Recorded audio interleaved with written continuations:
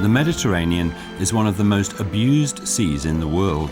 Oil pollution, rubbish and overfishing have left disastrous scars, but there are small pockets of hope. One of them is Port-Cros National Park, one of the oldest protected marine areas in Europe. Looking after the environment has been the goal here for almost 50 years.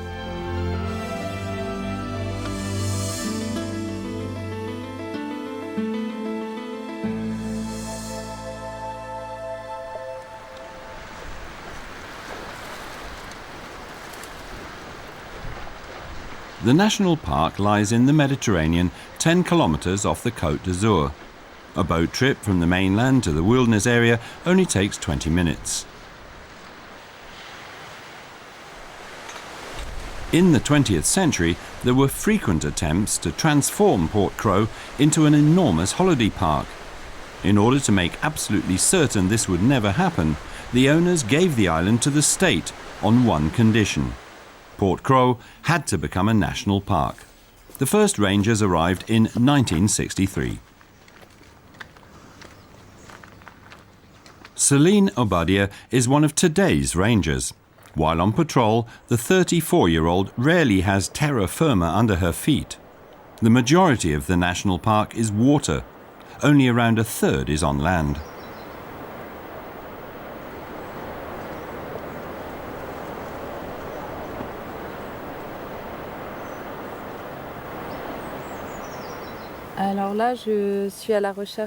I'm looking for geckos. I just found one. It's hiding in a crack. It's a European leaf-toed gecko. This gecko species is native to the Mediterranean islands, but they're rarely found here.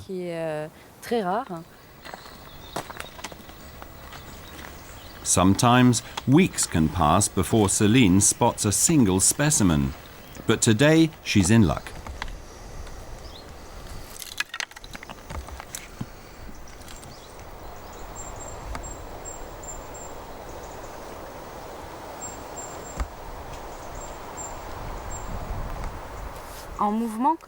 If you see them moving like that, you usually just see them once, because as soon as you've spotted them, they're gone. This is great. Circuler, c'est bien.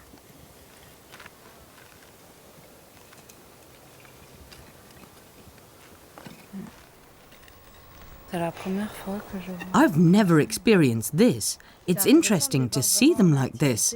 It's surprising that they're active during the day. C'est assez surprenant.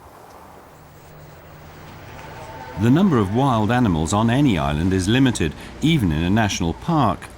But that's not the case with the sea.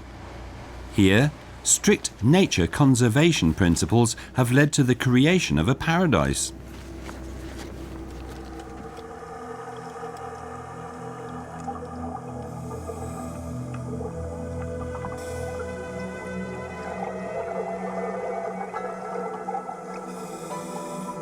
Deep below the divers, a school of dolphins are swimming through the water.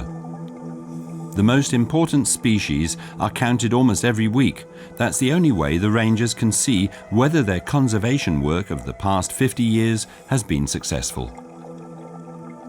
The biodiversity in the national park is mind-blowing. The presence of large numbers of predatory fish in particular is a good sign that the ecosystem is healthy. The food chain is so strong that it can support many hunters.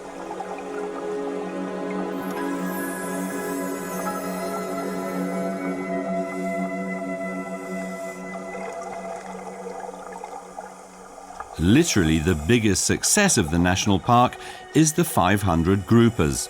These predatory fish are all born female and only turn into males at the age of 8. They can grow up to 1.5 meters long and live for 50 years. But they only reach this age in the national park. Everywhere else, they fall victim to fishing first.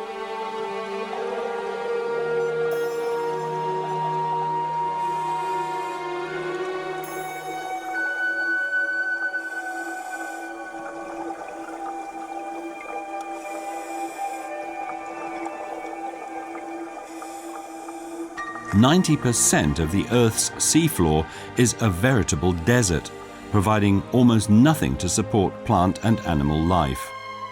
Rocky islands like Port Cros are like oases in these deserts, a paradise for an unbelievable diversity of marine creatures, such as the large pen shells that can grow to almost 1 meter. But this underwater paradise is under threat.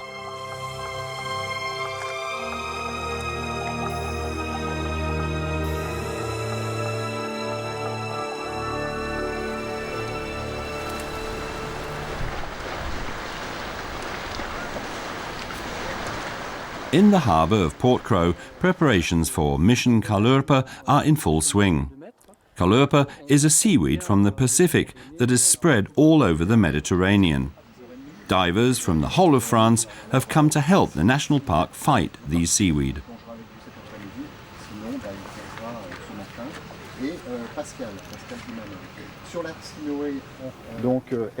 This is Hervé Bergin from the National Park with information about how the event will proceed. Jean-Michel Cottelauder from the University of Nice will provide the scientific flanking. Thanks to you, thanks to this event, we're in control of the National Park's waters again. The first Pacific seaweed arrived in the Mediterranean almost 15 years ago. Since then, diving clubs from all over France have come to help fight them. These poisonous seaweed are a serious threat to the underwater environment.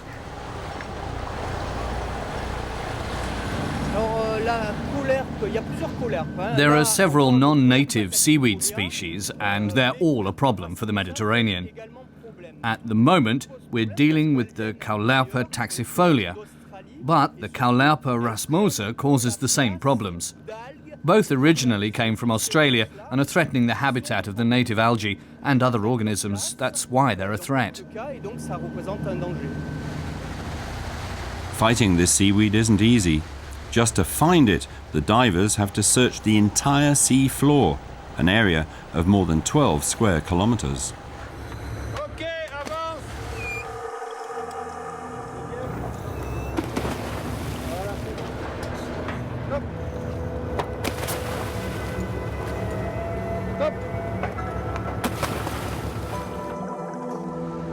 The divers are all holding on to a long rope.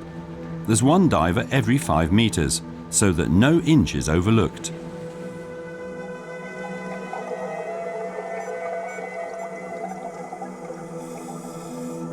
The seaweed is a particular threat to seagrass meadows, the most important marine habitat. Seagrass provides cover and is also a food source for many marine inhabitants. The divers are looking for the places where the seagrass is smothered by the seaweed and dying.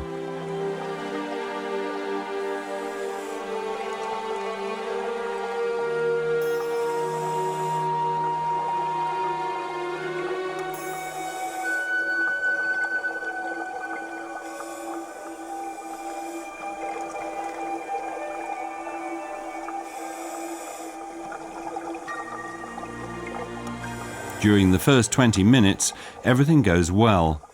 Then there's a problem for Céline and the others. Keeping 20 divers attached to a rope isn't as easy as it sounds. The rope has become tangled, and Céline gives the signal to surface. The dive has to be aborted.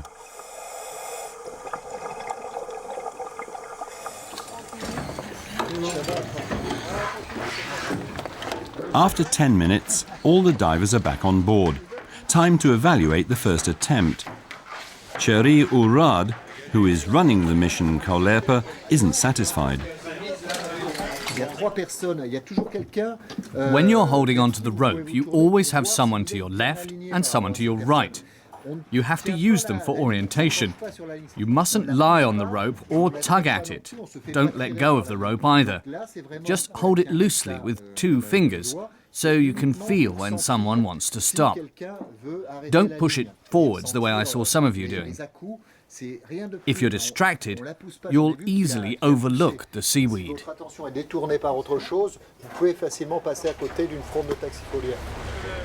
There'll be a second attempt in the afternoon in the same place.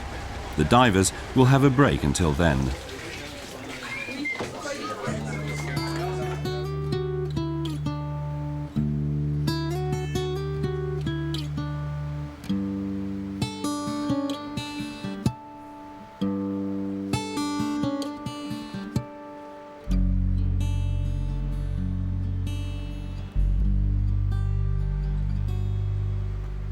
Celine is using the break to look for a different immigrant.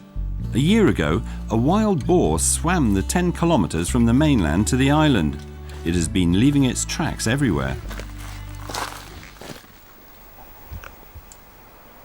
Alors ça, ce sont des traces de... These are sangliers. wild boar Là, on tracks. voit bien les They're very clear. traces des pieds. Et ça, tout autour, It's c'est, rummaged through the la terre ground qu'il in a search of retourné food. avec, son groin pour trouver des choses à manger. Et malheureusement, Unfortunately, in doing that, it causes damage. So we've been monitoring it. donc on surveille ça régulièrement pour voir si... Maybe il en fait we'll pas have trop to quand do même, something et about it. Il faudra peut-être faire quelque chose dans l'avenir. Celine finds a small pond whose water didn't evaporate over the long summer. In it, she discovers a real rarity: tadpoles of the Tyrrhenian painted frog, a species that exists only on a few islands.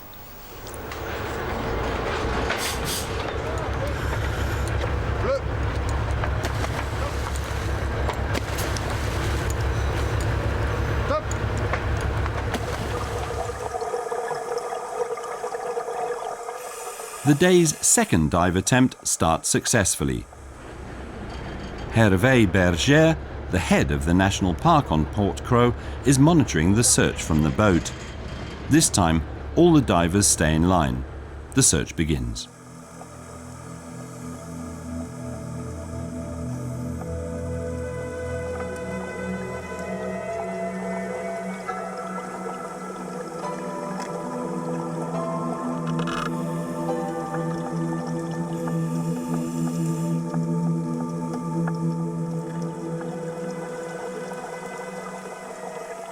Alors la mission Colerpa, c'est une mission qui est annuelle. Et pour nous, c'est vraiment The mission Colerpa is an annual event.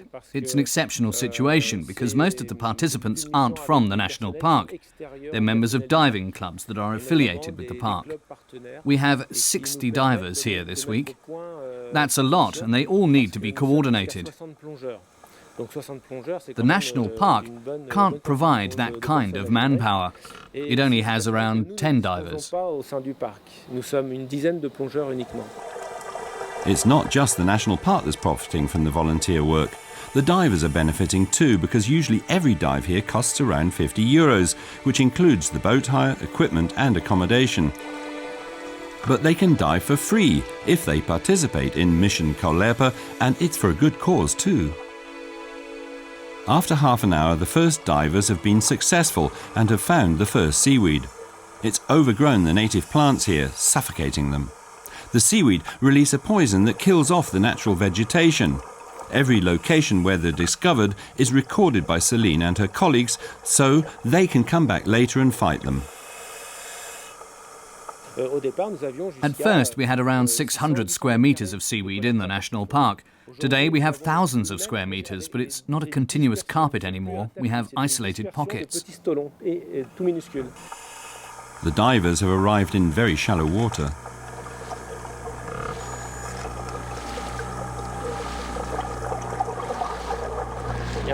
A boat is entering the area where our divers are. We have to send out a warning signal.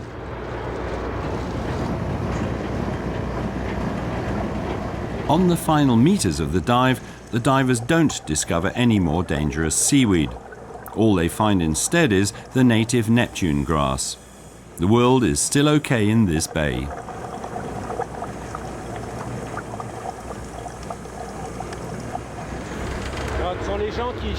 The people who work here want to work close to nature and want to be outside, not caged in four walls. I have colleagues like Thierry, for example, who spend a lot of time in an office. They think it's great when they can come out and experience what's important about their jobs again. It's important to us to be in the fresh air.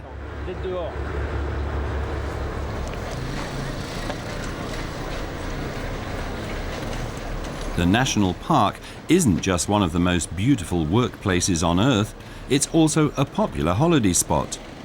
3 small dream bays are open to tourism. The rest are under protection. More than 2,000 visitors come to Port Crow every day. During peak times, a boat docks every half hour. In the middle of all this hustle and bustle is Jean-Claude Ferry, the last fisherman of Port Cros. When I arrived on the island, I was only 8 days old. My mother lived here. I was born on the mainland. Later, I was gone for 10 years, but now I'm going to stay. There were 5 of us fishermen, but the other 4 are dead and buried. I was the youngest to learn fishing. I'm 74 now, and I'm the last one, because this job isn't attractive to the younger generation. You have to get up much too early.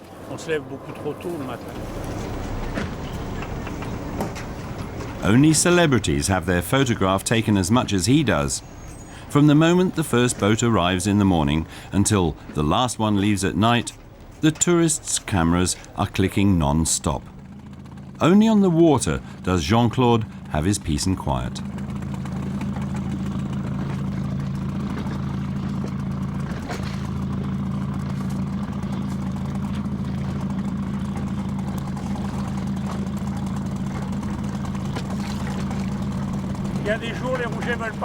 Some days, the red mullet just don't want to move. No idea why. This is my whole catch. It's not very big, is it? I'll keep those for my lunch. When I catch so few, I take my share first.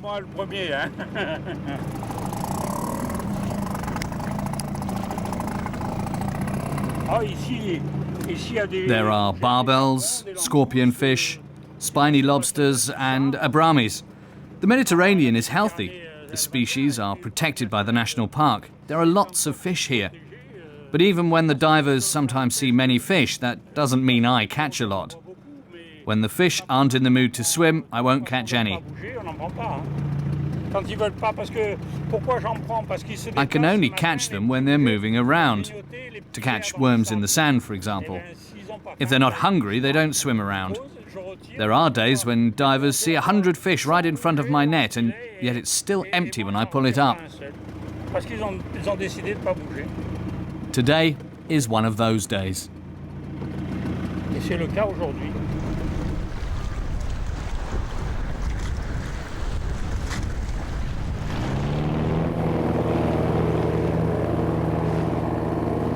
Despite the meagre catch, Jean-Claude Ferry is very happy. As the last fisherman of Port Cros, he enjoys a small monopoly. Although there are plenty of fishermen from the mainland wanting to fish in the national park, only a handful of licenses are issued each year. Jean-Claude Ferry is the exception. He's always allowed to fish.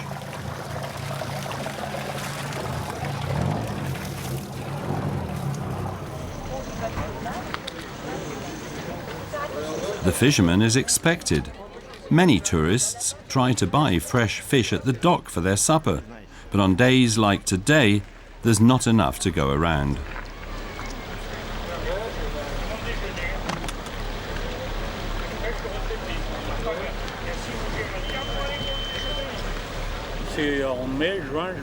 From May to July, I can't fish as much as I could sell, because all of the restaurants need fish. It's quieter now. The restaurants are gradually closing. It's not so bad to have a bad day. If I'd had a big catch, I wouldn't have to go out tomorrow. I wouldn't have been able to get rid of it. This way I'm allowed to go out again tomorrow. It's the last night for the volunteer divers. After a week of searching, they're celebrating their farewell from Mission Caulerpa.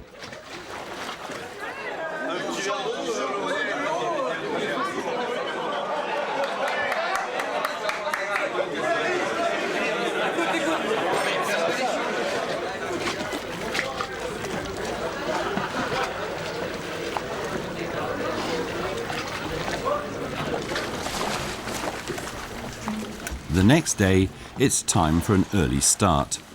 The national park's divers are setting off to remove the seaweed. This kind of intervention isn't necessary in Australia, where the Caulerpa tuxifolia originated. There, it has natural predators, but there aren't any in the Mediterranean to eat it, so human involvement is needed. This fight has been given up almost everywhere in the Mediterranean. just not in the national park.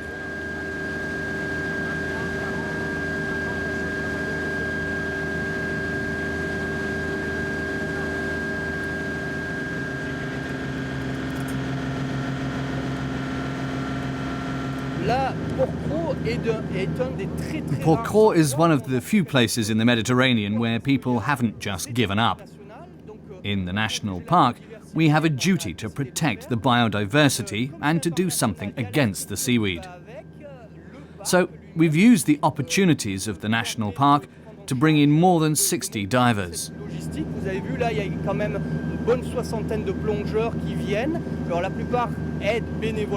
It's all to one end, to protect the marine biodiversity.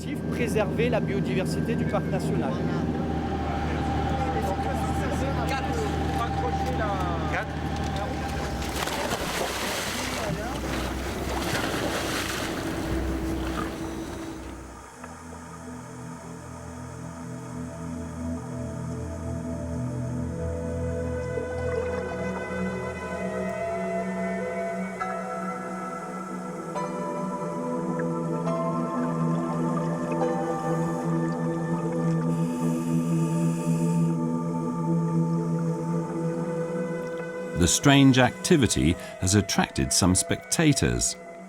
A sea robin is suspicious of the divers, but a small cat shark is unperturbed.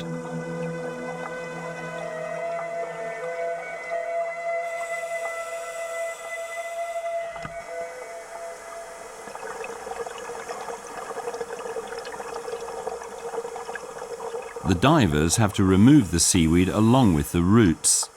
If even a tiny piece remains in place, the whole event will have been for nothing. It would be able to grow and reproduce again, and the divers would have caused more harm than good.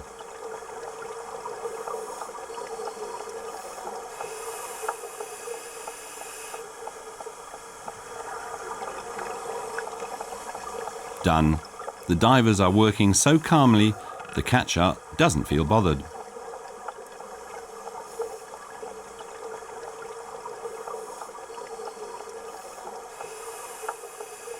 The divers have discovered another seaweed carpet that's too big to dig up. They're going to use a method that was developed here in the national park. A carpet, doused in minerals, will suffocate the seaweed. All this effort could have been avoided if people had been more careful with these exotic species. Their presence isn't a natural disaster, it was caused by people. It all started in Stuttgart Zoo. The pretty seaweed was used in aquariums as ornamental plants, and they had a good side effect.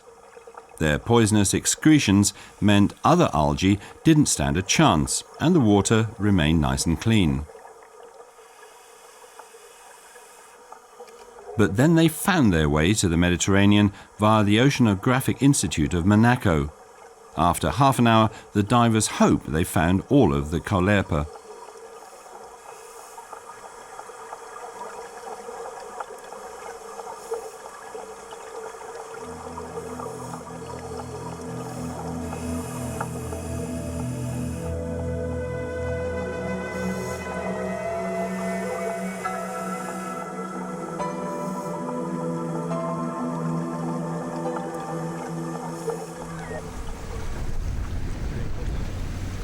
A piece of heaven on earth, gushed the creator of Commissaire Maigret, Georges Simenon. He loved the islands because of their remoteness. But none of that can be felt anymore. The island of Porquerolles alone attracts more than 3,000 visitors a day. In contrast to Port-Cros, Porquerolles has a proper marina, boat rental, and a multitude of shops, restaurants and cafes.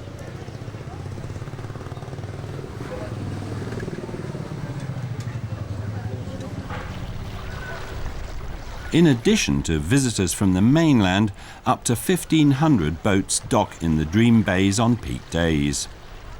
Nevertheless, the beaches are never so overrun as in the tourist centres on the mainland. The heart of the national park on Porquerolles is Jean-Paul Roget's Biological Conservatory, a Noah's Ark for threatened plant species.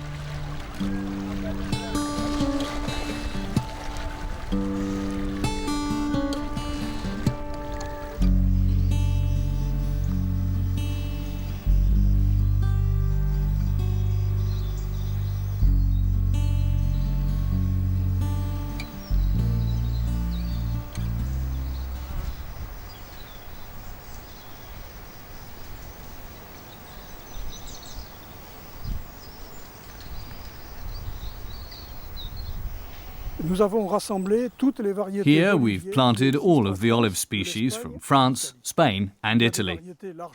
Very few of them are widespread. Only 13 of them are grown commercially on several thousand hectares. There are only a few trees left of the others, sometimes just in a single location, in a single field. We're raising more here to prevent them from disappearing. The vast numbers of tourists are a stroke of good fortune for the more than 3,000 trees. Olives, fan palms and figs need water, which doesn't usually exist on a small island with a Mediterranean climate. But the 3,000 tourists produce 60,000 litres of wastewater a day, which can be purified in ponds. Thus, the visitors indirectly make possible not only the survival of these rare, almost forgotten species, but also Jean-Paul's battle against monotony.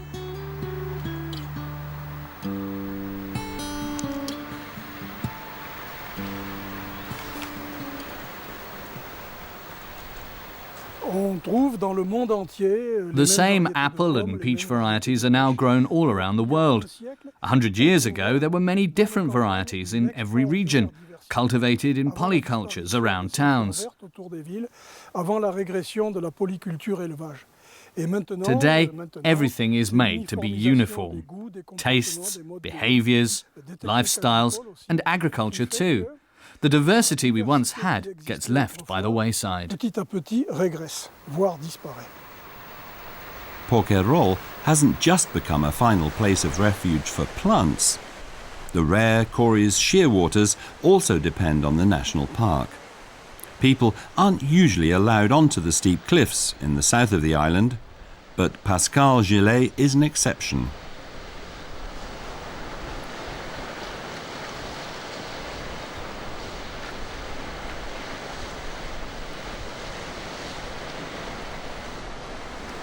At the end of the breeding season, the ranger looks for the birds' nests. Such nesting places have become rare. Steep cliffs, like this one, are popular building sites outside of protected areas, and so they're filled with villas and apartment complexes instead of birds' nests.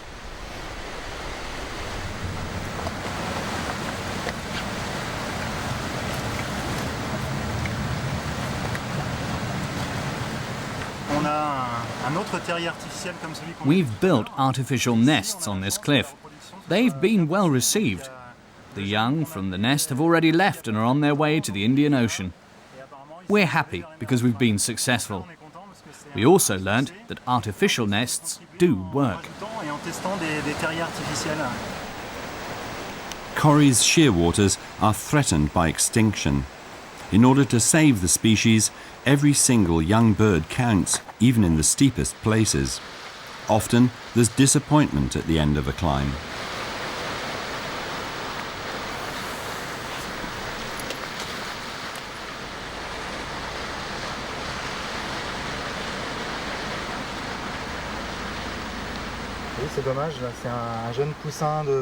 This is a shame.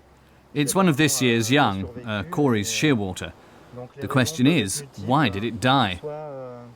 The parents probably didn't manage to come back to the nest to feed it.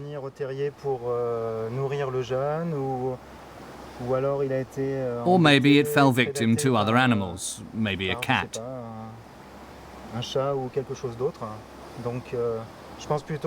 But I think it's more likely the parents didn't return.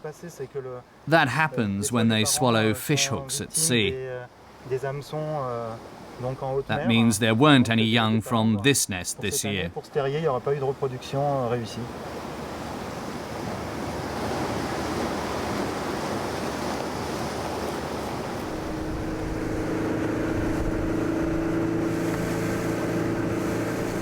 It's autumn now, and the weather has changed. The ranger's work is no longer so pleasant as it was in summer. Gilles Esposito is out in his boat every day, even during the winter months. He inspects fishermen and diving boats. Every boat requires a permit. Bonjour.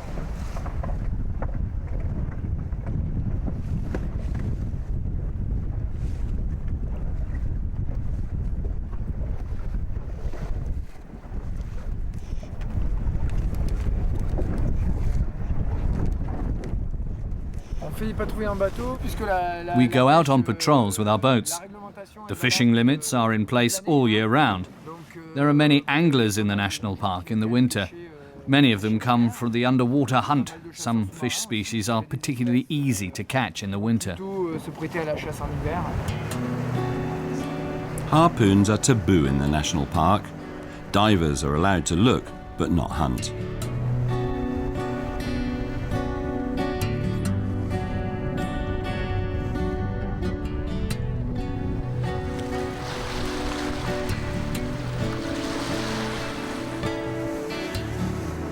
The ranger has received information via his radio that a storm is brewing.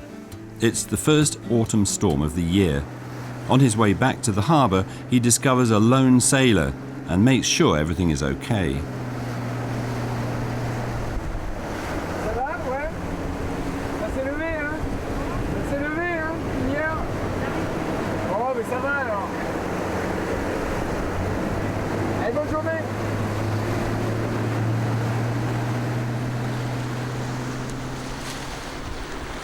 A few minutes later, it's raining cats and dogs.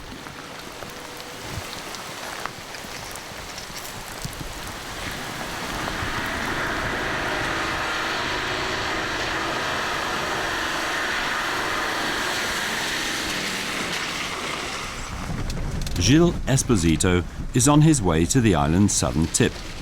He's heard there are still some hikers out there. The ranger wants to pick them up, but the hikers seem to have been sensible enough to wait out the storm indoors.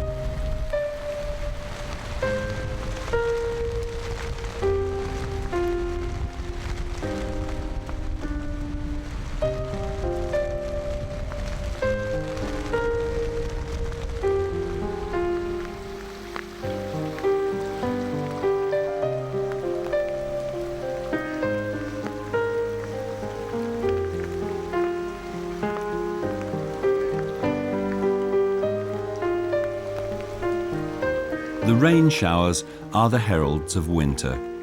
Porquerolles has just 300 inhabitants at this time of year.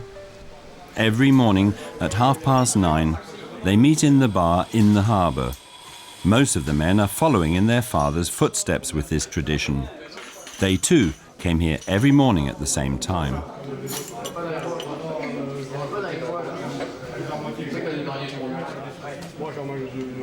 Ça, tu peux les faire en beau cours, mais autrement, comment tu le fais? Autrement, je t'ai fait au Le mieux, c'est de masque l'eau, tu les remets dans la poêle, tu mets du persil, du truc, et tu les fais avec un petit peu d'huile dessus. Voilà. Et tu les fais cuire au sommet. Moi, je pars des pâtes, on change tout comme système. Bien sûr. Il devait le faire hier, on m'a dit. As quickly as the storm came, it goes again. In the clear winter air, the view of the mainland from the islands is fantastic.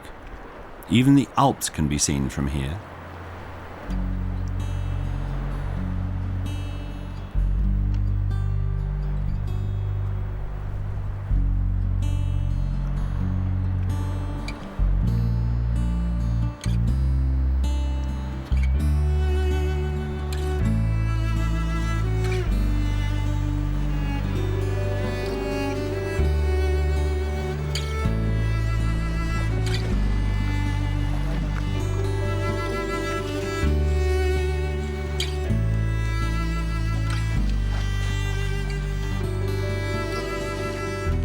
Port Crow is even quieter than Porquerolles. The only shop, the 3 restaurants and the bar are closed. The harbour seems deserted, except for a few inhabitants like Jean-Claude Ferry. The fisherman wants to see whether his boat survived the storm.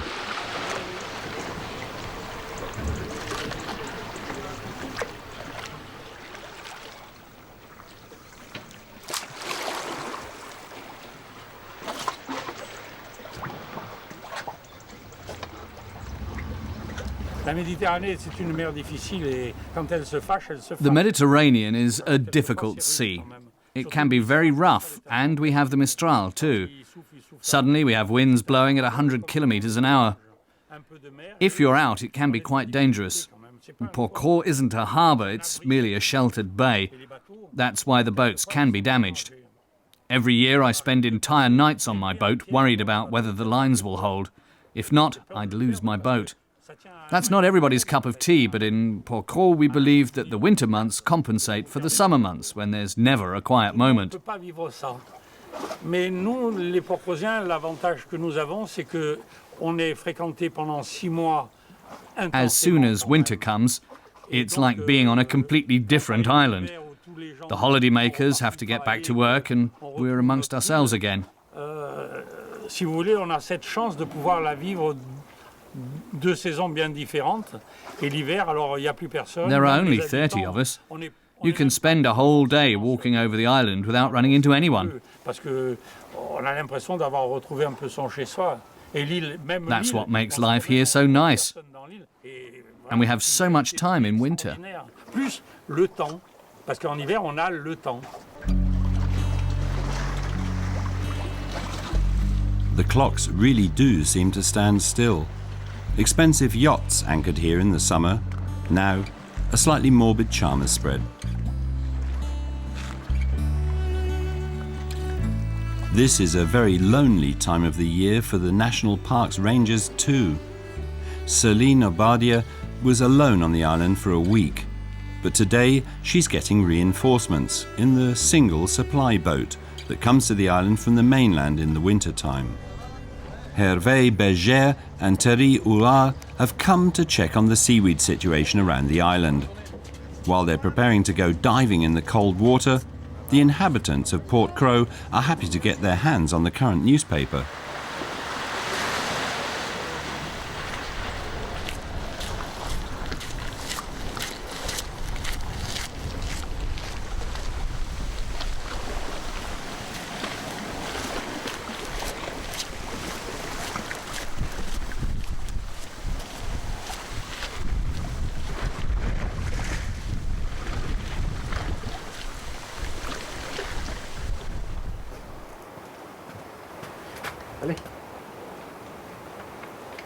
Voilà Porquerolles l'hiver.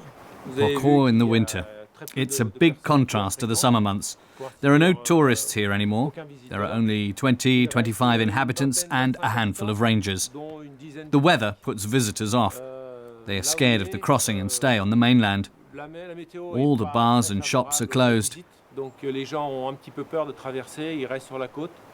People have to get everything they need from the mainland. That's also true for us. I'm going to put my things in the fridge, and then I'm going to get to work.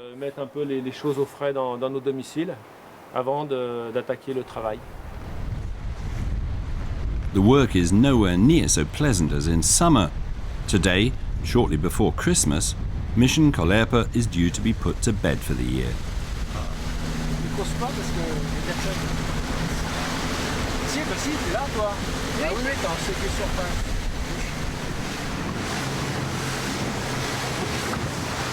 In order to check whether the battle against the seaweed from the Pacific was successful, the rangers have to dive into the cold water. Celine Obadia is lucky.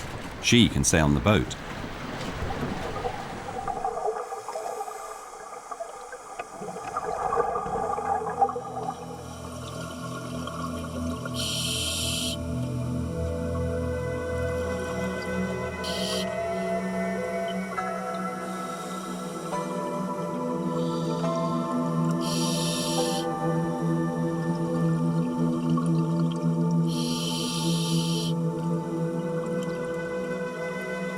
The divers of the national park spent more than 3,000 hours removing tons of seaweed.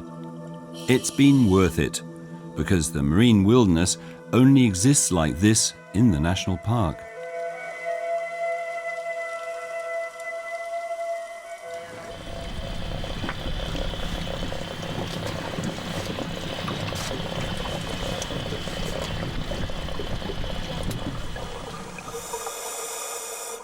Hervé and Thierry have reached the spot in which they found the seaweed in the summer. They cover every metre to check for any remaining weed they may have overlooked 3 months ago.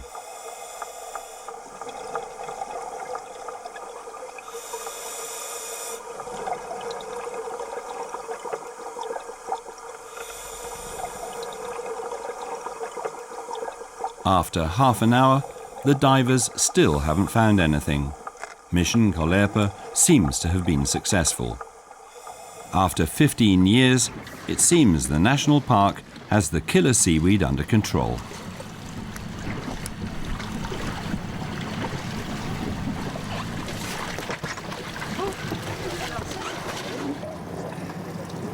Ça peut être une bonne nouvelle. Oui. Je trouve qu'on n'a rien trouvé. Non, parce qu'on a bien ratissé. Where Colerpa is concerned, no news is good news. T'as vu les bulles, là? Mission Colerpa is over for this year. Next year, the battle will start anew.